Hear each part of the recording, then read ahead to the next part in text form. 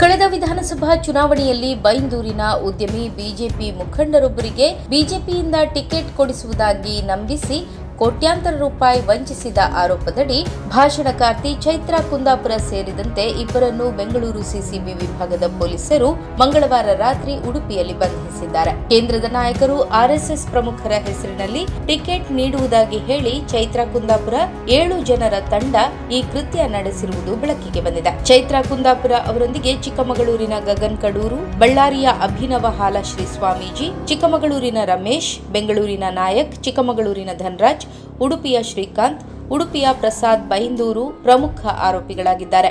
ಚೈತ್ರಾ ಕುಂದಾಪುರ ಹಾಗೂ ಆಕೆಯ 7 ಸಹಚರರ ಮೇಲೆ ಪ್ರಕರಣ ದಾಖಲಿಸಿರುವ ಉದ್ಯಮಿ ಗೋವಿಂದ ಬಾಬು ಪೂಜಾರಿ ಬೆಂಗಳೂರು ನಿವಾಸಿಯಾಗಿದ್ದು ಕಳೆದ 7 ವರ್ಷಗಳಿಂದ ವರಲಕ್ಷ್ಮಿ ಚಾರಿಟೇಬಲ್ ಟ್ರಸ್ಟ್ ಮೂಲಕ ಸಾಮಾಜಿಕ ಕಾರ್ಯಗಳನ್ನು ಮಾಡಿಕೊಂಡು ಬಂದಿದ್ದಾರೆ. ಗೋವಿಂದ ಬಾಬು ಪೂಜಾರಿ ಅವರ ಸಾಮಾಜಿಕ ರಾಜಕೀಯ ಚಟುವಟಿಕೆಗಳನ್ನು ಗಮನಿಸಿದ ಗೋವಿಂದ ಬಾಬುರವರ ಹಿತೈಷಿಗಳು ಮತ್ತು ಸ್ನೇಹಿತರು ರಾಜಕೀಯವಾಗಿ ಬೆಳೆಯಬೇಕು ಎಂದು ಸಲಹೆ ನೀಡುತ್ತಾ ಇದ್ರು. ಇದೇ ವೇಳೆ ಬೈಂದೂರಿನ ಬಿಜೆಪಿ ಕಾರ್ಯಕರ್ತ ಪ್ರಸಾದ್ ಬೈಂದೂರು ಅವರು ಭಾಷಣಕಾರ್ತಿ ಚೈತ್ರಾ ಕುಂದಾಪುರ ಅವರನ್ನು ಉದ್ಯಮಿಗೆ ಪರಿಚಯಿಸಿದ್ದಾರೆ. ಚೈತ್ರಾ ಕುಂದಾಪುರ ಮತ್ತು 7 ಜನರ ತಂಡದಲ್ಲಿ ಗಗನ್ ಕಡೂರು, ಅಭಿನವ ಹಾಲಶ್ರೀ ಸ್ವಾಮೀಜಿ, ರಮೇಶ್, ನಾಯಕ್, ಧನರಾಜ್, ಶ್ರೀಕಾಂತ್, ಪ್ರಸಾದ್ ಬೈಂದೂರು ಪ್ರಮುಖರಾಗಿದ್ದಾರೆ. ಆರೋಪಿಗಳ ಪೈಕಿ ಗಗನ್ ಕಡೂರು, ಧನರಾಜ್ ಹಾಗೂ ನಾಯಕ್ ಎಂಬವರನ್ನ ಕೇಂದ್ರ ಬಿಜೆಪಿ ನಾಯಕರು ಎಂದು ಚೈತ್ರಾ ಬಿಂಬಿಸಿದ್ದಳು. ಈ ನಟನೆಗಾಗಿ ಮೂವರಿಗೂ ಚೈತ್ರಾ ಹಣ ಪಾವತಿಸುವ ಬಗ್ಗೆ ದೂರಿನಲ್ಲಿ ಉಲ್ಲೇಖಿಸಲಾಗಿದೆ.